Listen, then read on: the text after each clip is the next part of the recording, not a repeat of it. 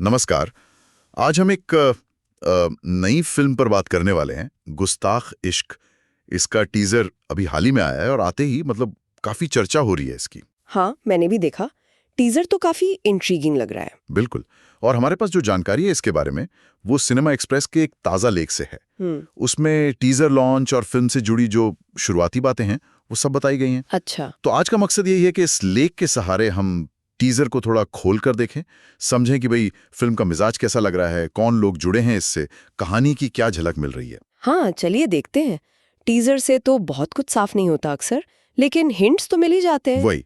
और इसमें जो पुराने जमाने का रोमांस वाली बात लेख में लिखी है वो मुझे काफी दिलचस्प लगी। हाँ, वो टैगलाइन थोड़ी अलग है आजकल के हिसाब से। और साथ में नसीरुद्दीन शाह, विजय वर्मा, फातिमा सना शेख, ये नाम भी ध्यान खींचते हैं। बिल्कुल। गुस्ताख इश्क, मेन कास्ट नसीरुद्दीन शाह, विजय वर्मा और फातिमा सना शेख। डायरेक्टर हैं विभू पुरी, इनका नाम भी सुना हुआ है। हाँ, हवाईजादा बनाई थी इन्होंने, थोड़ा अलग हटके काम करते हैं। हाँ, और लेख इसे कह रहा है एक पोएटिक रोमांस, मतलब काव्यात्मक प्रेम कहानी।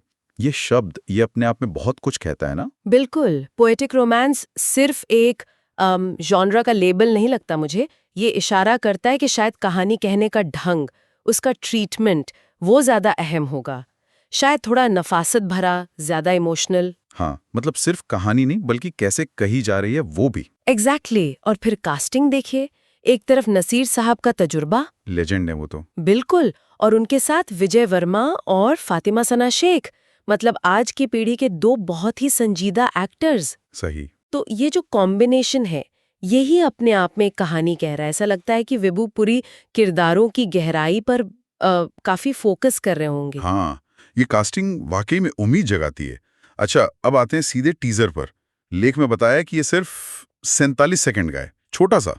हाँ, आजकल टीजर छोटे ही होते हैं, बस एक फील देने के लिए। सही। लेकिन लेख कहता है कि इसमें तीनों की झलक है, विजय, फातिमा और शाह साहब की किरदारों के। विजुअल्स के बारे में लिखा है कि फिल्म पुराने दौर में सेट है। लोकेशन में पुरानी दिल्ली की गलियां और पंजाब की कोई पुरानी हवेली या कोठी टाइप का जिक्र है। अच्छा, तो वो विंटेज फील देने की कोशिश है। लेकिन जो चीज सबसे ज्यादा असर करती है और जिसका लेख में भी जिक्र है, वो है नसीर साहब की आवाज में एक डायलॉग। हाँ, मैंने सुना, वो काफी पावरफुल है ना। वो कहते हैं, वो उदासी में हंसते हैं और जब खुश होते हैं तो रोते हैं। इश्क में ये मुसाफिर अक्सर रास्ते से भटक जाते हैं। वाह। ये लाइनें ये सीधे दिल में लगती हैं। लेख इसे फिल्म के उसी पुराने जमाने वाले शायराना प्यार के एहसास से जोड़ रहा है। पर ये किस तरह के इश्क की तरफ इशारा है, भटक जाते हैं। देखिए, ये डायलॉग बहुत जरूरी है, खासकर जब हम टाइटल देखते हैं गुस्ताख इश्क। हाँ, सही। गुस्ताख का मतलब ही होता है थोड़ा निडर, ढीठ, जो शायद नियमों की परवाह न करे, थोड़ा बागी। अच्छा, हाँ। और वो आखिरी लाइन, इश्क में ये मुसाफिर अक्सर रास्ते से भटक जाते हैं, ये तो सीधे सीधे उसी गुस्ताखी की बात कर रही है, लीक से हटने की बात। तो मतलब ये सिर्फ रोमांटिक नहीं, शायद थोड़ा मुश्किल, थोड़ा बेचैन करने वाला इश्क भी हो सकता है। बिल्कुल, इसकी पूरी संभावना है। ये कोई सीधी साधी प्यारी सी लव स्टोरी शायद ना हो। इसमें उलझने होंगी, शायद जुनून ज्यादा होगा, दर्द होगा। भटकना शब्द का इस्तेमाल यही बताता है। और यहीं पर शायद वो लोकेशन वाली बात और जरूरी हो जाती है जो लेख में मेंशन्ड है। हाँ, बिल्कुल, पुरानी दिल्ली की वो भूल भुलैया जैसी गलियां। हाँ। और पंजाब की वो बड़ी सी, शायद थोड़ी वीरान सी लगने वाली कोठियां। ये सिर्फ बैकड्रॉप नहीं हो सकती।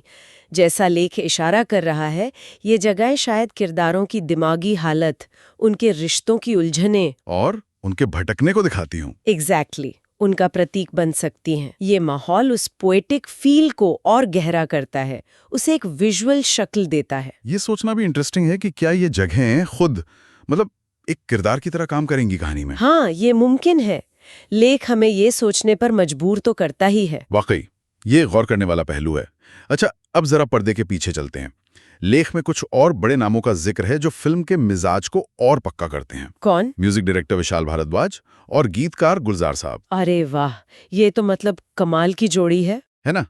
भारतीय सिनेमा में इनका काम तो मील का पत्थर है, तो लेख का इनका जिक्र करना, क्या ये सिर्फ क्वालिटी का भरोसा है? नहीं, मेरे ख्याल से ये सिर्फ क्वालिटी का भरोसा नहीं है। ये एक कलात्मक दिशा का सिंगल है। अच्छा, कैसे? आप विशाल भारद्वाज और गुलजार साहब का पिछला काम देखिए, माचिस, ओमकारा, हैदर। हाँ, सब बेहतरीन फिल्में हैं। उनका संगीत और उनके गीत सिर्फ कहानी को सजाते नहीं है, वो कहानी कहते हैं। किरदारों के अंदर जो चल रहा होता है, जो वो कह नहीं पाते, उसे आवाज देते हैं। सही कहा, बहुत गहराई होती है उनके काम में। बिल्कुल। तो उनका इस फिल्म से जुड़ना, जैसा लेख बताता है, ये उम्मीद जगाता है कि संगीत फिल्म की रूह का हिस्सा होगा। और गुस्ताख इश्क जैसे टाइटल के साथ हम उम्मीद कर सकते हैं कि उनके गीतों और म्यूजिक में वो पोएटिक डेप्थ, वो इमोशनल कम्प्लेक्सिटी होगी, जो इश्क की गुस्ताखियों और भटकामों को पकड़ सके। हाँ बिल्कुल, जो उस एहसास को सही मायने में आवाज दे सके। तो लेख का ये जिक्र फिल्म की आर्टिस्टिक एम्बिशन को दिखाता है। और इसी एम्बिशन से जुड़ी एक और बड़ी खबर लेख सामने लाता है, और ये शायद सबसे चौंकाने वाली बात है। अच्छा, क्या है? फिल्म के प्रोड्यूसर हैं जाने माने फैशन डिजाइनर मनीष मल्होत्रा। क्या आप बात कर रहे हैं? मनीष मल्होत्रा प्रोड्यूसर? हाँ जी, वो अपने भाई दिनेश मल्होत्रा के साथ मिलकर, उनका प्रोडक्शन बैनर है स्टेज 5 प्रोडक्शंस। ओके। उसके तहत ये फिल्म बना रहे हैं। ये तो वाकई बहुत इंटरेस्टिंग डेवलपमेंट है ना? और लेख में उनका एक बयान भी है प्रोडक्शन में आने को लेकर। वो कह रहे हैं कि सिनेमा से उनका प्यार बचपन से है, सिनेमा ने ही उनकी कल्पना को शेप दिया है।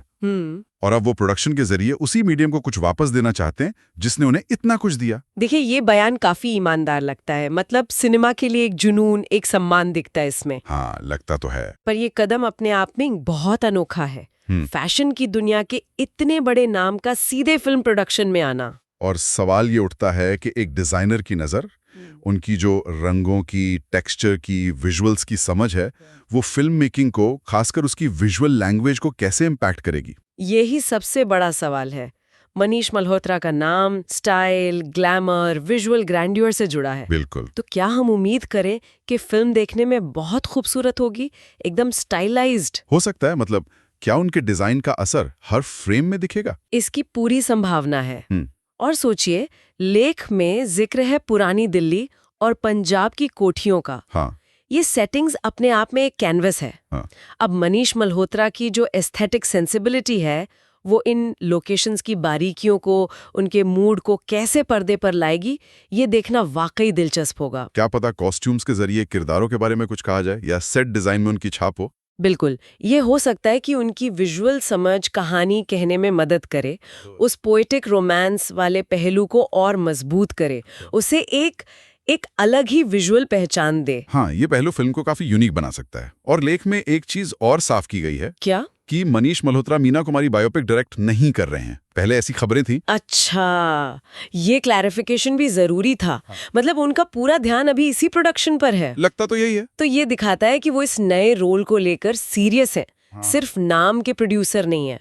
तो अब अगर सब चीजों को जोड़कर देखें, मनीष मल्होत्रा का प्रोडक्शन, विशाल गुलजार का म्यूजिक, नसीर विजय फातिमा जैसे एक्टर्स और विभू पुरी का डायरेक्शन, तो ये सारे तत्व मिलकर, जैसा लेख बता रहा है, एक बहुत ही प्रॉमिसिंग पिक्चर बना रहे हैं। बिल्कुल। तो सब कुछ समेटते हुए आगे क्या है? लेख हमें बताता है कि फिल्म की रिलीज डेट नवंबर 2025 रखी गई है। ओह, तो अभी काफी इंतजार करना पड़ेगा। हाँ, अभी टाइम है, लेकिन जो शुरुआती जानकारी इस लेख और टीजर से मिली है, अगर उसे देखें तो कई चीजें साफ दिख रही हैं। एक तो दमदार एक्टिंग की उम्मीद बनती है। नसीर साहब, विजय वर्मा, फातिमा। हाँ, परफॉर्मेंस तो सॉलिड होंगी। दूसरी चीज, वो पुराने दौर वाला पोएटिक रोमांस, जिसमें शायद थोड़ी गुस्ताखी है, थोड़ा दर्द, थोड़ा भटकाव है। और उसे सपोर्ट करने के लिए विशाल भारद्वाज और गुलजार साहब का संगीत और उनकी शायरी। बिल्कुल। और फिर मनीष मल्होत्रा की प्रोडक्शन वाली बात, जो शायद फिल्म को एक बहुत ही खास विजुअल ट्रीटमेंट दे सकती है। हाँ, तो ये सारे पहलू जो लेख ने हमारे सामने रखे, ये मिलकर एक ऐसी फिल्म की तरफ इशारा कर रहे हैं जो शायद थोड़ी अलग हो। हाँ, मेन स्ट्रीम फॉर्मूले से हटकर, ज्यादा आर्टिस्टिक, ज्यादा गहरी। टीजर ने कहानी और किरदारों के रिश्तों की कॉम्प्लेक्सिटी को लेकर उत्सुकता तो जगा दी है, लेकिन कई सवाल भी छोड़े हैं। बिल्कुल, जिनका जवाब तो अब फिल्म आने पर ही मिलेगा। हाँ, तो ये कहना गलत नहीं होगा कि लेख हमें सोचने के लिए काफी कुछ दे गया है। तो ये थी हमारी आज की चर्चा गुस्ताख इश्क के टीजर और उससे जुड़ी शुरुआती जानकारियों पर। और ये सारी बातें हमने सिनेमा एक्सप्रेस के लेख के आधार पर की। हाँ। हमने actors, director, music team, film का मूड और प्रोड्यूसर की इस नई और दिलचस्प भूमिका पर बात की। कुल मिलाकर, जैसा आपने कहा, एक प्रॉमिसिंग प्रोजेक्ट लग रहा है जिस पर नजर रखनी चाहिए। बिल्कुल। और जाते जाते एक सवाल मैं श्रोताओं के लिए छोड़ना चाहूंगी, जो सीधे तौर पर लेख में नहीं है पर इस चर्चा से निकला है। हाँ, जरूर। कि आज के जमाने में जब प्यार और रिश्तों की परिभाषाएं इतनी बदल रही हैं, तब ये गुस्ताख इश्क, ये थोड़ा निडर, शायद समाज की परवाह ना करने वाला, भटक जाने वाला इश्क, ये आज के दर्शकों से कितना कनेक्ट करेगा? ये सोचने वाली बात है। और दूसरा, क्या मनीष मल्होत्रा का एस्थेटिक सेंस, विशाल भारद्वाज का म्यूजिक और गुलजार साहब की कलम, क्या ये तिकड़ी वाकई पर्दे पर वो जादू रच पाएगी जिसकी उम्मीद ये टीजर और ये लेख जगा रहा है? हाँ, ये बड़े सवाल हैं और इनका जवाब हमें नवंबर 2025 में मिलेगा। बिल्कुल। तब तक इंतजार करते हैं और सोचते हैं। चलिए, तो आज के लिए इतना ही। अगली बार फिर मिलेंगे किसी और विषय पर गहराई से बात करने के लिए। धन्यवाद। धन्यवाद।